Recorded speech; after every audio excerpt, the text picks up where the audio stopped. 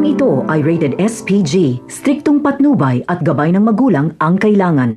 Nag-aalala si Teban at Kidlat kay Santino dahil alam nilang papatayin ito ng mga gerero. Kaya naglakad-lakad sila para alamin kung ano na ang nangyari kay Santino.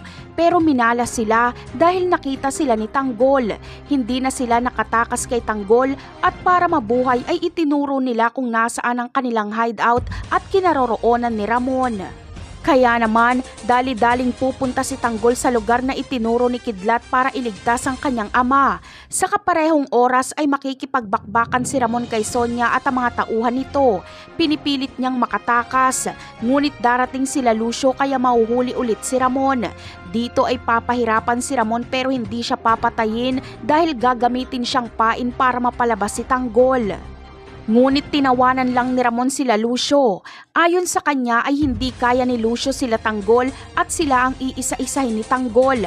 At mamaya-maya pa ay darating na sila Tanggol. Sisiklab na naman ang panibagong bakbakan. Dito na mamamatay si Lucio dahil hindi na siya bubuhayin ni Tanggol. Ganti ito ni Tanggol sa pagpaslang ni Lucio kay Oweng. Kaya naman, maililigtas ni Tanggol si Ramon. Doon na muna sila titira sa paggawaan ng barko. Tuluyan nang nawala ang Red Phoenix pero buhay si Kidlat at Teban dahil wala naman sila sa kanilang hideout noong sumugod sila Tanggol. Plaplanuhin ni Ramon at Tanggol ang kanilang mga susunod na hakbang. Iisa-isahin nila ang mga may atraso sa kanila. Napakarami pa nating dapat abangan sa mga susunod na episode. Paalam!